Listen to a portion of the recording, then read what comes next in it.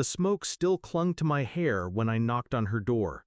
My clothes reeked of ash, my hands blistered, and the only thing I had left was the key ring in my pocket. Keys to doors that no longer existed. She opened it halfway, looked me up and down, and sighed. "This isn't a shelter." 7 words. Cold, sharp, final. I stood there, waiting for her to take it back, to open her arms, to remember I was her daughter. But she didn't. She closed the door. For 5 years I carried them. Rent, utilities, groceries, car payments, medical bills. Over $200,000 drained from my account into theirs.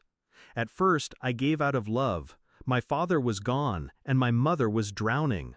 I wanted to be her lifeline. I wanted to believe family meant something. I covered my brother's tuition. I paid for the roof over their heads. I bought the food on my table. Every thank you felt rehearsed. Every hug an obligation. But I ignored the hollowness. I told myself it was worth it. Then came the fire. One spark, and everything I built for myself turned to smoke.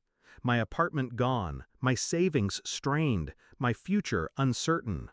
And when I turned to them, the family I had carried, they turned me away.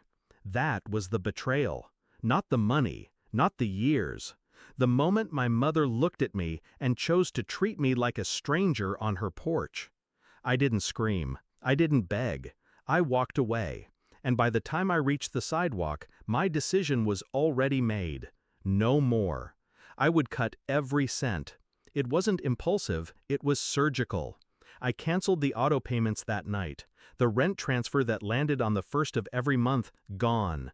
The tuition account I had been funding, drained. The grocery cards I preloaded every week, shut down. One by one, I severed the lines that kept them afloat. I didn't warn them. I didn't explain. I just let silence do the work. The first crack came within 24 hours.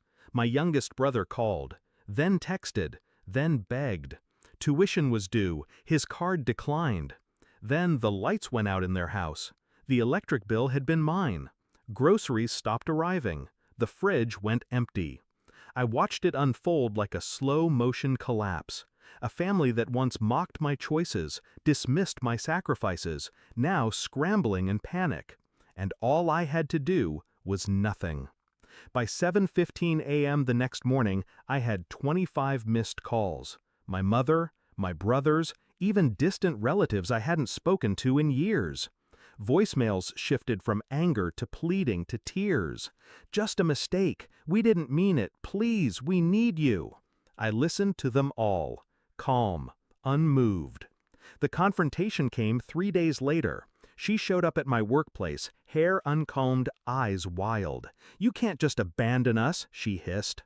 I looked at her, the woman who birthed me, the woman who told me her home wasn't a shelter.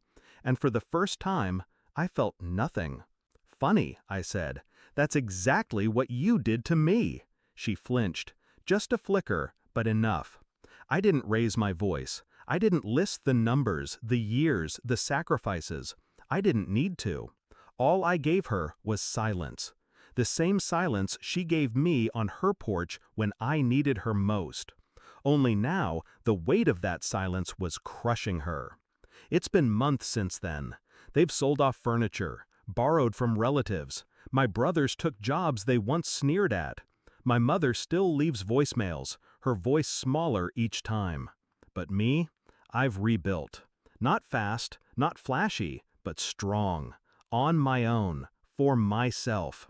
And here's the truth I've learned. Family isn't defined by blood. It's defined by who stands at your door when your world is in flames. They closed theirs, so I closed my wallet. Do I regret it? Not for a second.